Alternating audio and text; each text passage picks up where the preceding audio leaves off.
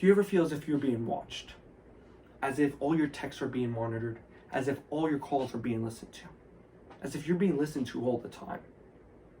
Imagine a world in which every text that you send, every call that you make, every interaction that you have on the internet, good or bad, with friends, family, personal, business, could be accessed by your government at the blink of an eye and used at their own discretion without you ever knowing.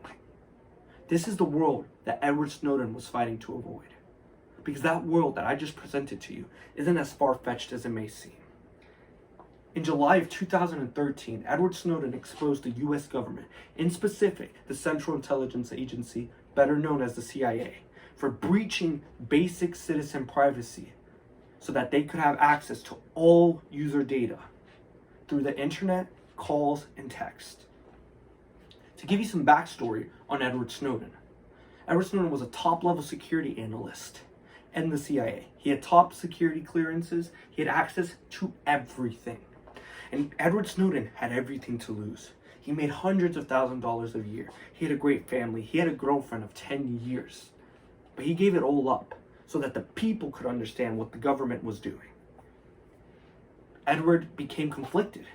Morally, he couldn't stand for what they were doing, so he created a plan. He went home, he left a letter for his girlfriend saying he would be back in a couple of weeks. The thing is Edward wouldn't be back. He flew to Hong Kong, in which they filmed the documentary Citizen 4, which was a day-by-day take of the reaction to the news reporting on the government being exposed by Snowden. Glenn, the reporter who was the forefront for this, worked at The Guardian. The Guardian currently has all the documents that Snowden provided for them. On the first day, they exposed a court ruling in which Verizon sold the CIA millions of user data.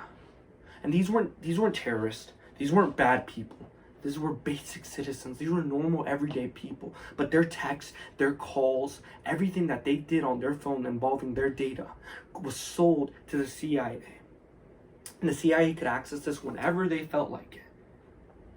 Edward himself said that all he would have to do is place a flag on someone. He would be notified anytime that person made a call or had a text. He would have a transcript of every call that they made. 2 days later, they exposed a program called Tempora. Tempora was a program in which the government would spy on foreign governments and foreign citizens through fiber optic cables. And these fiber optic cables could pick up on everything that they did on the internet and everything they searched up. And with this, the government had access to everything.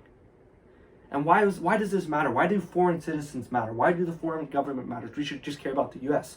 But the thing is what they created this program for mainly was for other whistleblowers. So that other whistleblowers couldn't escape and report the wrongdoings of the US without repercussion. They didn't want to be held liable for everything that they've done. So they created these programs and to spy on foreign governments. 2 days later, they exposed a prison program, which was the worst of them all, in which the government cornered major internet giants such as Gmail, Microsoft, Apple, YouTube, Twitter. Every major giant, all of their user data, the CIA now had access to. Every user. It wasn't like the Verizon deal. It was every user they had access to. They had access now to their emails. They had now access to their search histories. Everything that they did on the internet they had access to. Edward Snowden didn't do this without repercussion.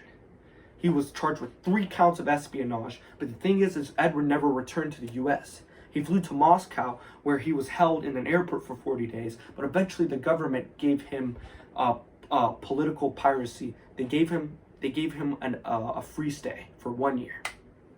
And then every year they kept redeeming it until last month, in which they gave him permanent citizenship. Now, what Edward did maybe wasn't the best course of action. There may have been a better way. But was Edward Snowden really a villain? The protection of the people of our country should always be our forefront. I'll leave you with this question. At what point does the protection of our citizens overpower our right to personal privacy? And if someone were to expose these wrongdoings, do they deserve the wrath of the entire US government?